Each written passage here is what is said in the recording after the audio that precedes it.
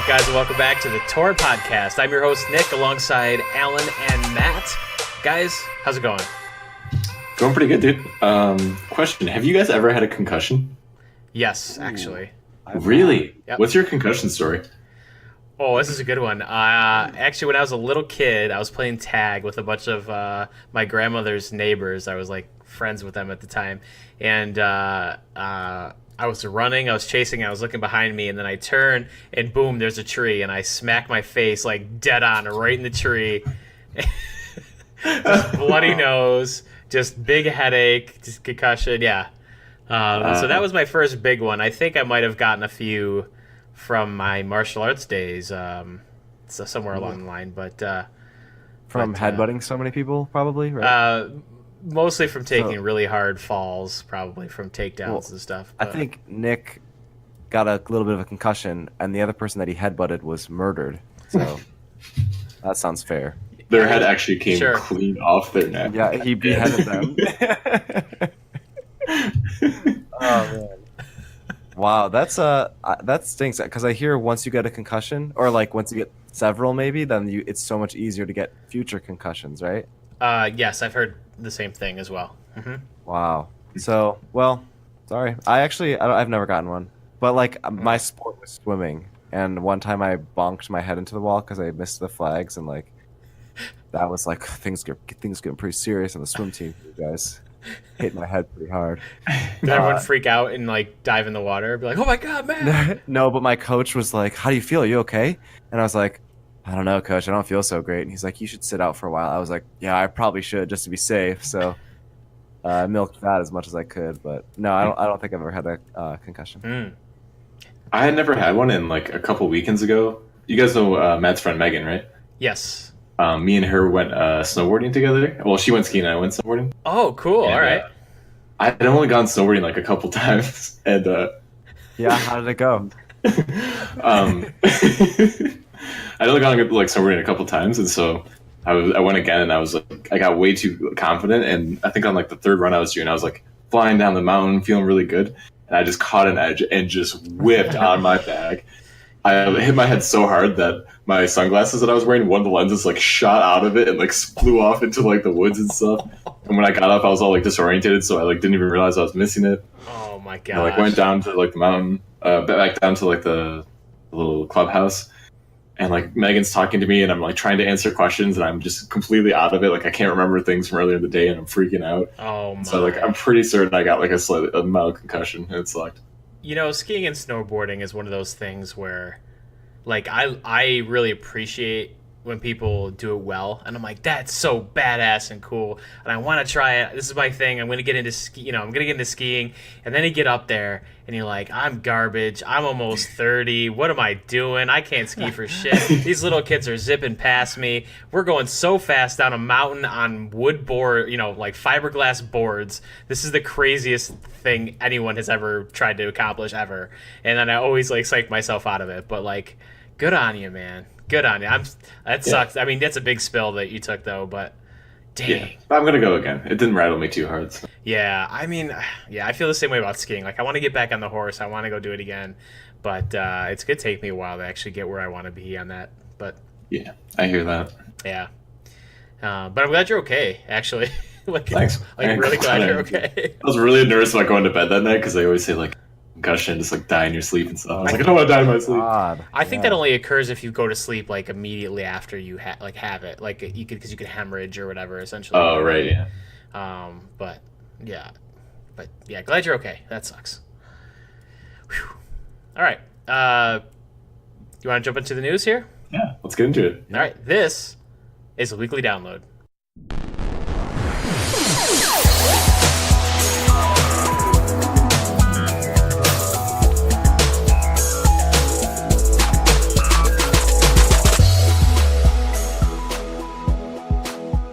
All right, our first story today, we're starting off with a trailer.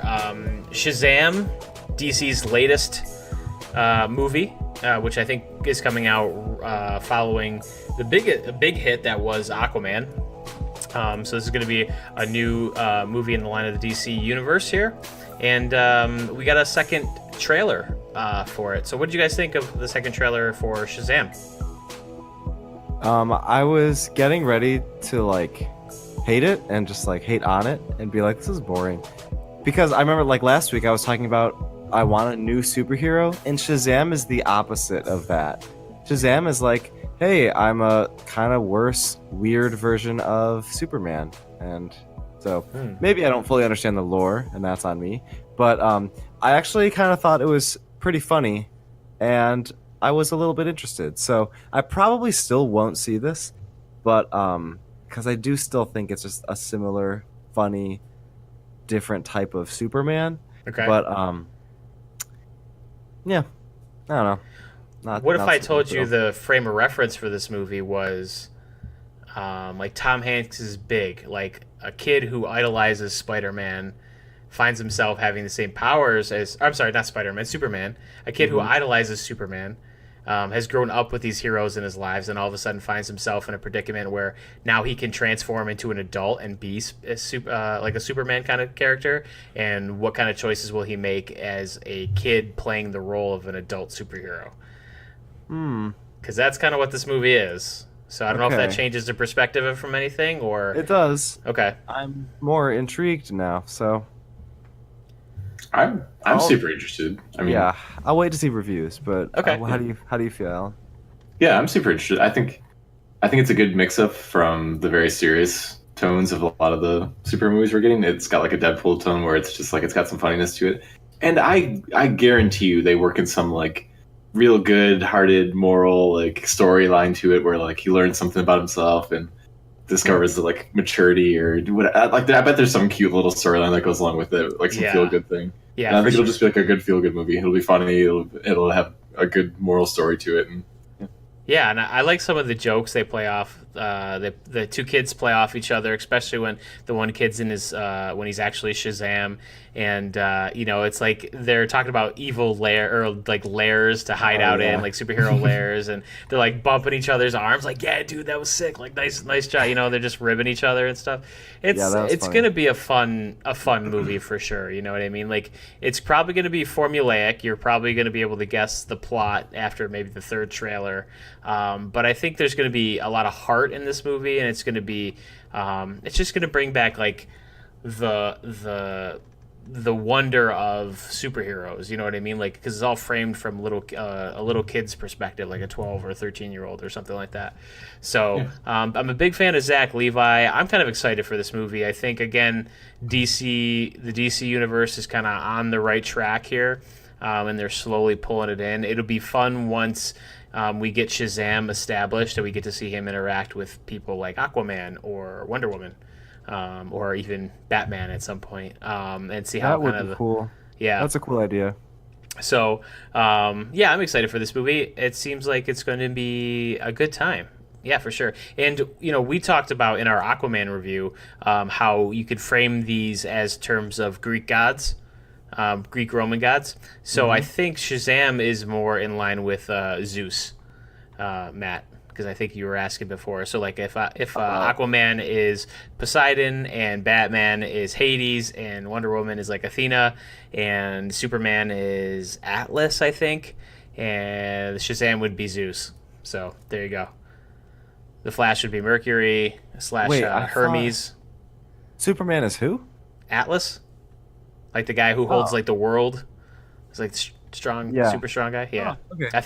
I think you'd frame it like that. I'm pretty sure. Yeah. Okay. Cool. So yeah, Shazam trailer 2 came out. That looked awesome. All right.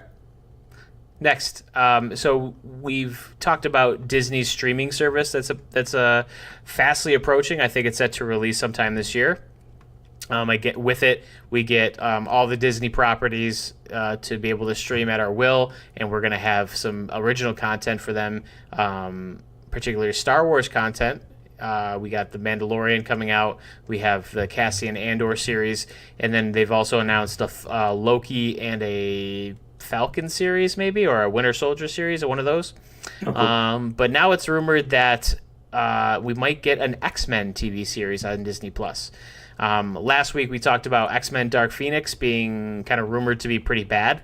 If Marvel did not want to include any of the X-Men within their major movie franchises, then the next logical step would be to put them in a TV show and to actually develop these characters, maybe do like a Game of Thrones style drama show with action, and you could really take time to develop each one of the X-Men characters and go from there. So what do you guys think of a potential of having an X-Men TV series on Disney Plus? I'm pretty excited for this because I think my complaint last week with Dark Phoenix was that, with the X-Men storyline, it's kind of discontinuous and it doesn't really flow from one end to another. And Yeah. I think they're just kind of beating a dead horse with it. I'm hoping that this X-Men series will be a little bit more plot driven. And so we'll get to see the cool, X-Men powers, mutants and all that interfacing with humans, but there'll be some kind of storyline that they drive it with, and the storyline will be good. It'll be thought out. It'll be planned, and every episode will kind of lead somewhere. So if they kind of follow that model, I'm looking. I think this looks promising. So yeah, for sure. I like the idea. I'm not going to get Disney Plus. Is that going to be a real thing? Yes. Is anyone going to get that? I think a ton of people are going to get that. Yes, it's going to be a huge hit. It's going to be like the biggest thing since Netflix, I think. Yeah, I mean, it's Disney. You get every animated Disney movie. You get every Disney movie. Period.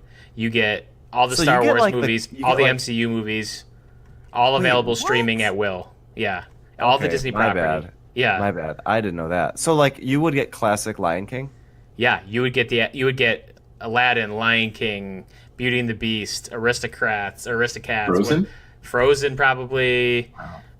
Probably you're gonna get all the Disney lineup of animated movies, including probably Toy Story and Finding Nemo and all that. All right, I didn't know that. Then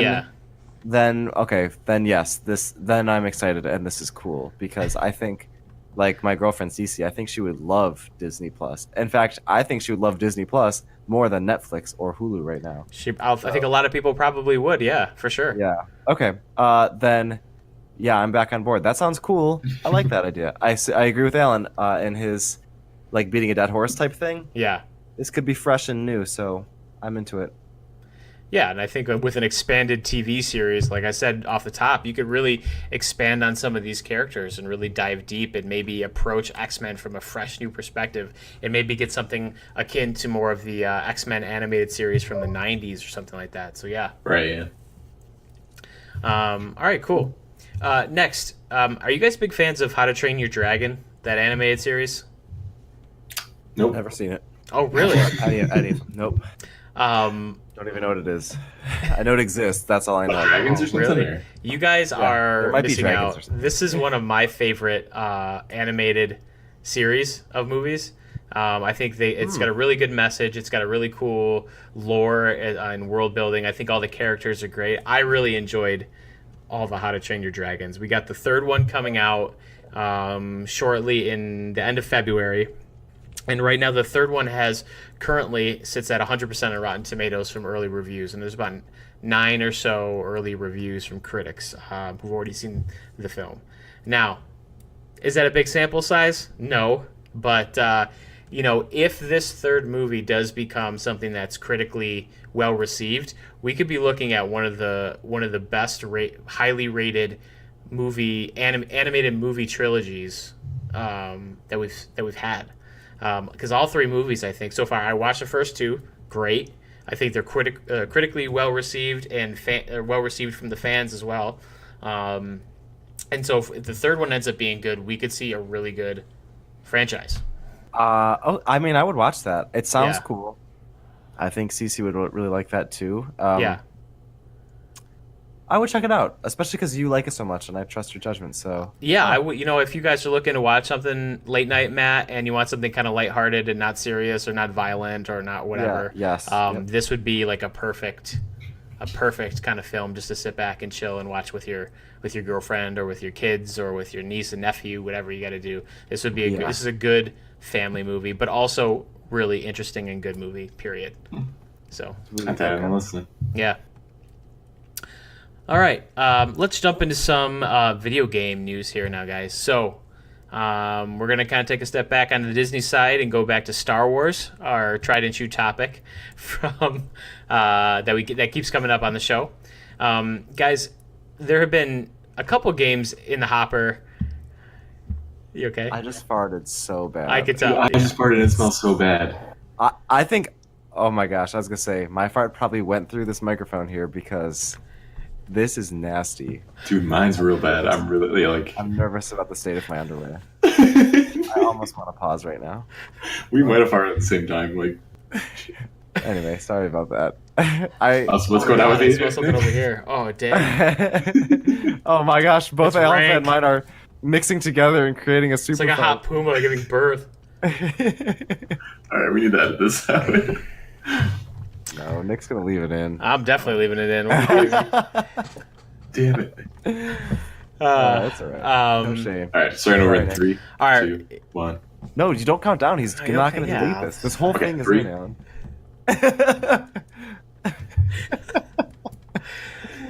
There have been some Star Wars games rumored for a while. Now, we already know, confirmed, we got this game called Star Wars Jedi Fallen Order, which kind of takes place after the third Star Wars movie, kind of around Order 66, when the Emperor is kind of killing Jedi, and it takes place around one Jedi trying to survive. So we got that game coming up, but it was just announced a couple weeks ago that EA has canceled the open world Star Wars game it's been developing.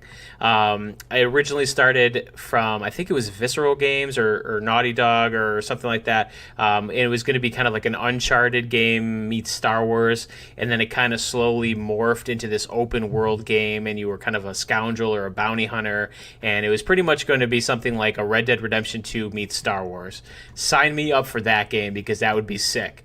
Like, can you imagine if, like, instead of getting your own horse, you get your own TIE fighter, and you fly around the galaxy and you go explore different planets in Star Wars with your own TIE fighter? Alan, I know, come on. Dude, you had me a tie. Right? I mean, come on. So EA announced that it has canceled that open world Star Wars games. We're still getting that Fallen Order video game, but it just seems like, guys, that EA is just taking misstep after misstep with the Star Wars property. They had a huge, huge opportunity with the Battlefront games, with any other game that was in development, and what it's been, they've had the franchise for like 6 years or something. They've only released, no, it had to be more than that. They've only released Battlefront 1 and Battlefront 2, and that's about it. They haven't had any other big games. And the part of the reason why Star Wars is so popular is because in the late 90s to early 2000s, they've had a ton of Star Wars video games that have been very good. And it really sucks to see EA cancel this game and really kind of fumbling what they're doing with these Star Wars games. So what are you guys' thoughts? Wow. I agree. That open world seems to be a big trend in video games. Probably because it's awesome, and just having freedom to do whatever you want is really great. Having an open world Star Wars game seems incredible, especially if it's in the vein. If it's less like, was it Knights of the Old Republic, which was great and very Mass Effect-ish.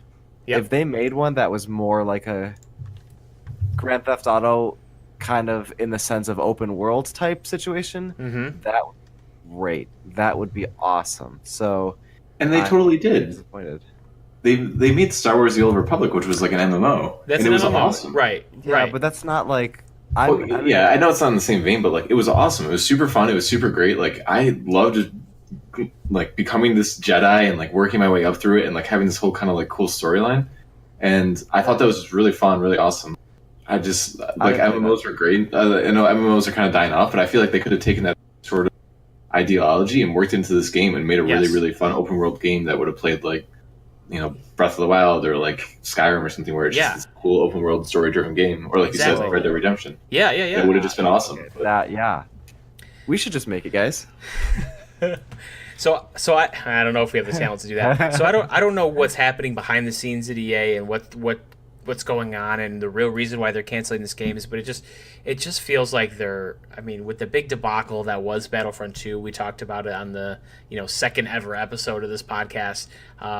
EA is just taking misstep after misstep with Star Wars, and I think Lucasfilm and Disney is really kicking themselves for aligning with EA for this, because I think they thought it was going to be a really strong partnership and a really successful opportunity, and it so far hasn't been at all. And Alan, I know how you feel about EA, and I think I'm just starting to come over to that side, man. Like, EA, what are you doing? Step it up. Wow. Yeah, that Definitely. sucks. So we'll see what happens when this Jedi Fallen Order game comes out, which I think is going to be maybe like an Assassin's Creed type game meets Star Wars, or like a kind of classic adventure game.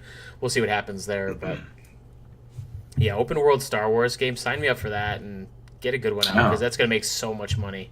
It's such a disappointment that they're canceling it. Yeah. So I don't know. And next we have. Were you guys big fans of Metroid Prime? That series. Great series. Samus's series from Smash Bros. You got it from GameCube. Never played any. Never played it. Nope. I think like Zelda it was kind of one of those games that really popularized, and that and Castlevania, kind of one of those games that popularized. You go through the level or the game for a little bit, and then you have to backtrack and go to another area once you get a certain ability or a certain move, and that will allow you to get into another area that you previously could not get into. That was Metroid's one of those games, and obviously it's got this cool space adventure for that. But it looks like Retro Studios is back developing Metroid Prime 4 for the Switch. So it's been delayed a little bit, but Retro Studios is now developing that game again. So Alan, you seem to be familiar with the franchise. Are you excited about this? Are you excited to get a new Metroid game for Switch to play? Yeah, I'm very excited for this. I think it'll be a really cool reboot that they'll do for the Switch. It'll be really nice and modernized. Yeah. I think it's really cool that Nintendo actually had like a whole public release where they said, the direction this game is going just isn't good. It's not going to serve the fans right. We've kind of messed it up. Let's go back to having Retro Studios develop it because they know what they're doing. They've done all the other Metroid games, and let's just start fresh and just get the game that we need to get to the users. So Cool. I'm excited. I think they're trying to do the right thing, and I think it's going to be a great game. So See, transparency like that is one of the things that sets some studios apart and like developers apart from EA. yeah, Going back to the last topic, you come out and say, you know what, it's just not good enough. We're going to delay the game. We want to knock this out of the park and really satisfy the fans. That's just, for everyone who's excited to play that game, it sucks that you have to wait a little bit longer, but at least they're hopefully on the right track and they're being transparent and they're being open and honest with you. And that's, I think, something that's refreshing. And like going back to the EA thing, like if they just told us like, it's not really working out. It's not going in the direction we want it to go. I don't know. Things might be different, but to just announce random cancellations is not good. But yeah, I would be excited. I wasn't a real big fan of Metroid. I didn't play a ton of those games, but I might, now that I have a Switch and I enjoyed Breath of the Wild, and I might be into playing the latest version of Metroid. I think it might be cool. Yeah. So, Matt, any thoughts on it? No, I don't know that for some reason I'm just not into that whole style. I don't know. I've just like never even considered playing them, playing those games. I don't know. I'm really really into like medieval fantasy stuff like that. Okay. It's like so different. Speaking of medieval fantasy, actually, I have to do some research on it, but I've heard that the third season of what's that game? For Honor. I guess For Honor is like a good game now. Oh, because they had all those they had like the monks and Shaolin update things. I've been hearing good things about For Honor again, which is surprising because that game kind of came and went really fast. That was another EA game that kind of came out and performed, kind of underwhelmed rather. But it seems to be coming around back a little bit. So should we check it out? Because so that game reminds me of a similar game like Absolver. Nick and I played that. Oh yeah, Absolver. Yeah. Mm-hmm. So that reminds me of For Honor because of the fighting style and the stances and the open world kind of thing. And when when it was in like early access beta or or whatever, yeah, that we had a pretty good time with that, right? I thought that was fun. I played that for majority of the weekend that it was out. It was pretty fun. Yeah, I liked it too. So I would love for that game to be good. I think this problem was the servers and stuff, right? Yeah, I think it was and matchmaking maybe. Yeah, and I remember hearing that like the servers were bad, and in a fighting game, timing and reflexes is very important. But the servers were really cheap, and like things wouldn't line up, so you would block, but it would actually hit you, and it was like laggy and a nightmare, and just I like think I think another knock on that game was there wasn't a lot of character customization, and the game got very repetitive. So because like Yeah. what you could do in there, some of the abilities you can use, there is very kind of one note. yeah. So, but I don't know. I would love to like get that game super cheap because it failed at first, and then check it out if you guys wanted to. Yeah, I mean, I'll do some research and see what see what it's really like, and Yeah. yeah, maybe we'll pick it up. I don't know. Cool. Yeah, be open to it. Yeah. All right, let's jump into some music picks here to finish off the episode. What you guys got today? Oh, Sorry, you can go first. good. So to kick us off, I have the song "Be All Right" by Dean Lewis. Dude, well, like dudes and girls out there, if you're going through a breakup, this is your breakup song. This is just an amazing breakup song. It's just about like, I think the guy's thinking about like his girlfriend like clearly cheated on him, and like he's just having so much trouble like getting over it, and his friends are just like, dude, you just gotta let it go, like stop dwelling on it, like it's gonna be all right. And it's just like a really really good song about just being in pain, but like being able to get through it and like trying to come out of the other side. So definitely worth listening. We must have been on the same vibe today, Alan, because my pick was "Somebody Else" by the 1975, which is also a great breakup song. Dude, it's such a good song. It's a good song just in general. In general, yeah, but it's the main line, the hook there is I don't want you, but I can't. I hate to think about you with somebody else, and dang, I mean, we're vibing today, dude. Like that's just a great song. I mean, the way the song, and I'm talking about "Somebody Else" by the 1975 here. It starts kind of slow, and then it kind of builds up, and you can hear the electronics if you get some really good headphones, and it just it just kind of starts to radiate. You know what I mean? Like that's the way I can describe it. As the song goes on, and it just finishes with like this huge chorus, and it's just a cool vibe. Great song. Yeah, amazing song. Yeah, good. So good on the 1975. All right, Matt, what's your emo song of the week? Actually, my song is pretty emo. It is actually. Look at us, we're vibing. It's called "Ocean Eyes" by Billie Eilish. I think you pronounce that. And it's pretty chill, but it's just got like a really good beat, and her voice is awesome. And it's talking about like, I'm pretty sure this like guy kind of like getting her to, I don't know how to word it, like in a relationship, like being okay with things that she doesn't really want to be okay with, just because he gives her these ocean eyes, which are like probably like the sad puppy dog kind of eyes.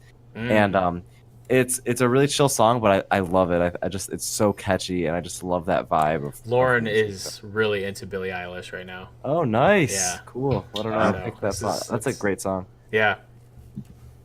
Yeah, awesome. Yeah, good picks, guys. That was good. We had some emo songs here. We were yeah, hey. It's the middle of winter. Everyone's covered in snow on the East Coast. The polar vortex is about to hit, so yeah, that's right. We get a polar vortex coming. Chicago's gonna be like sub like 10 degrees below zero for oh my god a period of time. They're gonna have like negative 50 wind chill. All right, guys, nice show. Any final comments here? No. Say happy birthday, Charlie, or oh, that was last week. Second week in a row. Happy birthday, Charlie. Yeah. Happy birthday, Charlie. Again, happy birthday. I hope you're enjoying the first weekend of your birthday, or of your new birth year. So. Yeah. All right, guys. We'll see you. Bye. Bye. Well, that's it for this episode of The Torrent. Thank you all for listening. Download, rate, and subscribe to the podcast on your favorite podcast service. If you want to get in contact with us, feel free to send us an email, thetorrentpodcast@gmail.com. You can also get in touch with us on Facebook and Twitter @TheTorrentPod. We'll see you guys next time.